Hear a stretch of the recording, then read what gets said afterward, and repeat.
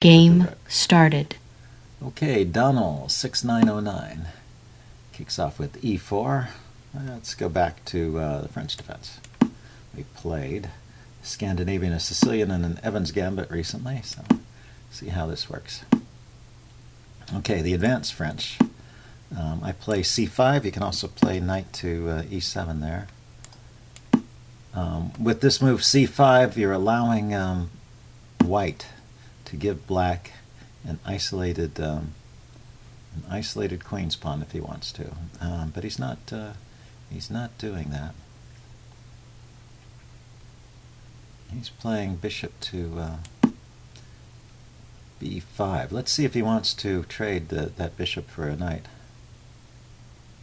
This is my bad bishop, but if I get it out to c6 there, it's not such a bad piece.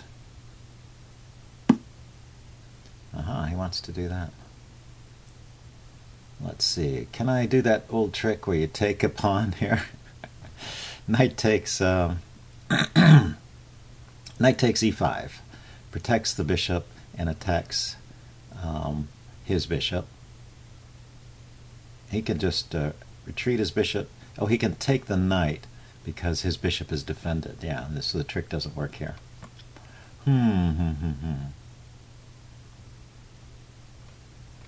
Okay, let's keep developing.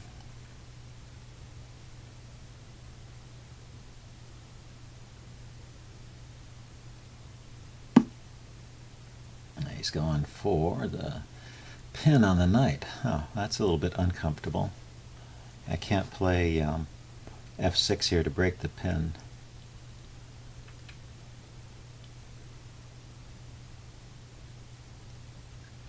Let's see. If I could just distract his queen, I would have a tactic against his bishop here.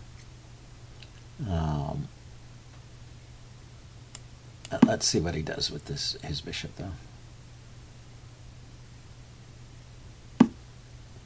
He goes there. Okay, I'm going to go whole hog. Go all the way, push the bishop all the way back to break this pin. And then maybe play knight to... oh, that's interesting. I don't think that's good. He's giving up a piece for 2 pawns, and he has some additional compensation in terms of this... in terms of the pin on the knight. But I can unpin pretty easily with a queen move. The knight is defended, so I can even castle in this position to the queen side. Not castling kingside here.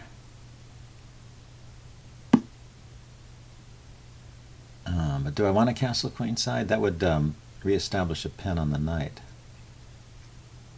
Yeah, but the rook can move. Yeah, let's castle. He still hasn't moved his queen, so his bishop here is still protected. But I'm still thinking about this tactic of knight takes e5 when I get the chance.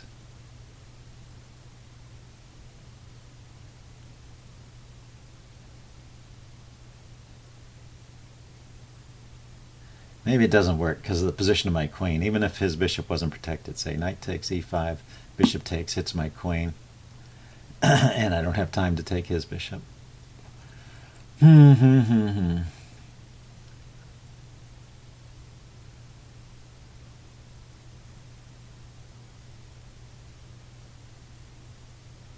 Well, let's think about this. Knight takes e5. Keep coming back to this. Knight takes e5. Bishop takes knight, hitting my queen. Bishop takes bishop, hitting his queen. Queen takes bishop. And he's a couple pieces. He's a piece up. Yeah, it's just not working. Okay, so let's unpin the knight again. I'm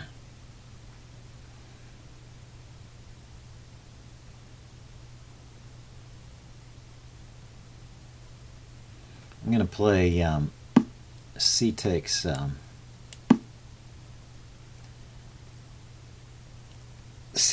d4, and then knight here. Keeps his knight occupied. He's got a pin on this knight. That's interesting. No, but his bishop is trapped. Should have spotted that sooner.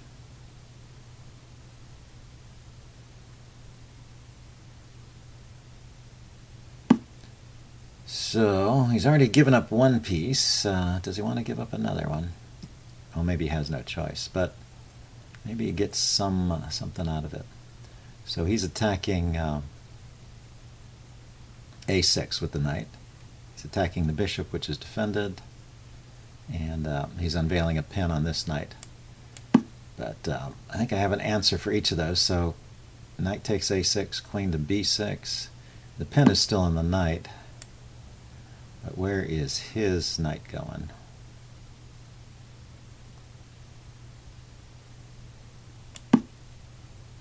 Just back to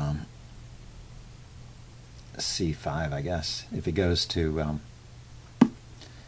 if it goes to b4 here, I could have taken it with the bishop. Okay. So I can move sideways, and this will unpin the knight. But he's hitting my bishop. Okay. So I can't move my king. So let's get rid of his bishop.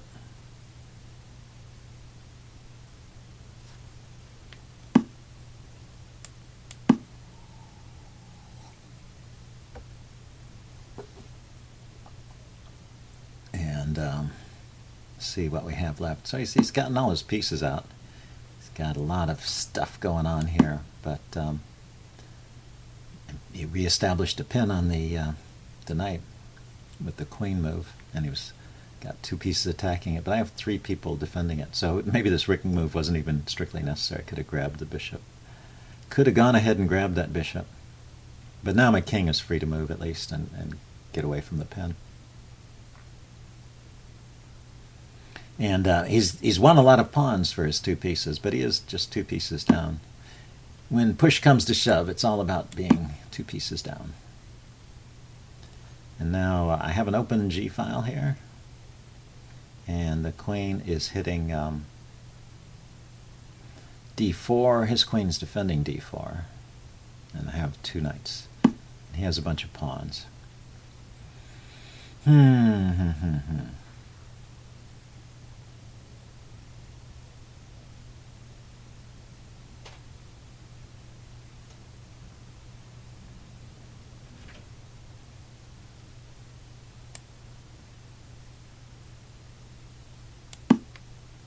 So rook takes, queen takes, knight takes. Seems to win that pawn. So why don't I just take it?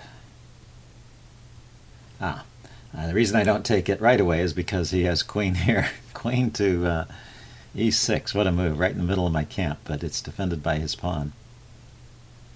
And a little bit hard to stop. So take this way.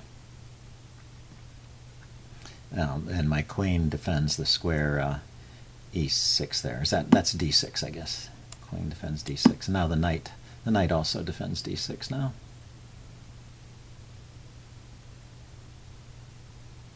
So eventually he will run out of material here or something. Something's got to give. Can't just attack recklessly like that and expect to come out ahead. I don't know. Sometimes you can get away with it. It depends. All depends on the position. So I need to defend the square f7. Queen takes f7 would have been uncomfortable. And this also sets up, there's two pieces attacking f2. So a move like knight to knight to e2 there, check, is pretty interesting. Knight to e2 check, king moves, and then queen takes f2. And I'm threatening mate. I'm either mating if he went to f1, or if he's on h1, I'm threatening to mate. Check.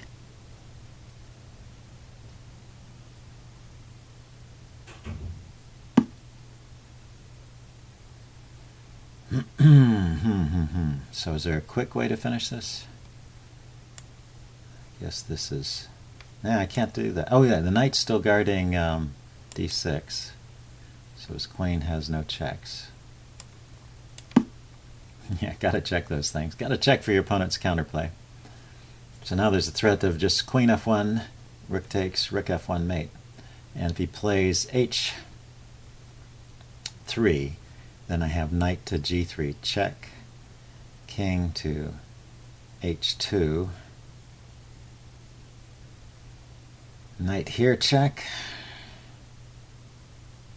king drops back. Yeah, I don't know if there's a mate here. Weird, huh?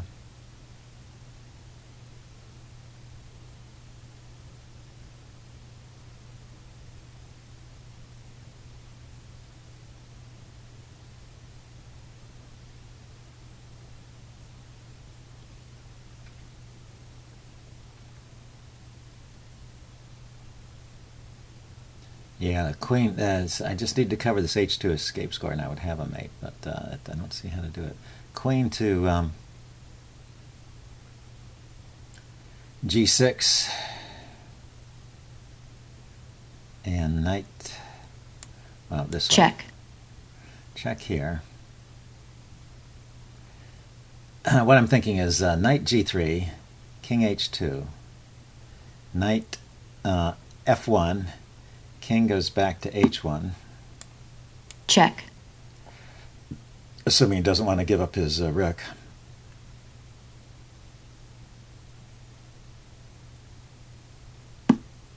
I gave up his rook. Okay. I have to show you the rest of the sequence in the postmortem, I guess. So, you know, I could just give up my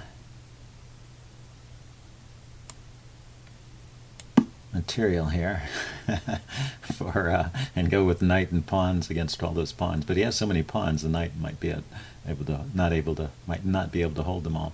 What I was thinking was, you know, rook f2 and then queen takes on g2, queen takes, rook takes, king takes, and he would have 1, 2, 3, 4 pawns, and I would have 3 pawns and a knight, which may be winding, but his pawns are widely separated, and they may pose some problems for the knight. So I don't want to go into a endgame that's losing after all of my hard work here.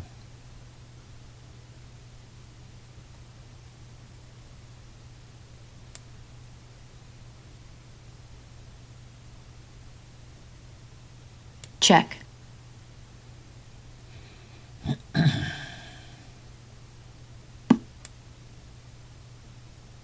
I'm still protecting f7 with my queen. I'm grabbing this pawn, not for the sake of the pawn, but for the sake of the move rook to e1 checkmate. Which, I don't know if he can defend against that now. He has no checks with his queen and no easy way to get back to the back rank. Checkmate. Yeah, got him. Okay, well, that was a pretty interesting game. I will upload this and do a post-mortem. See you guys later. Bye.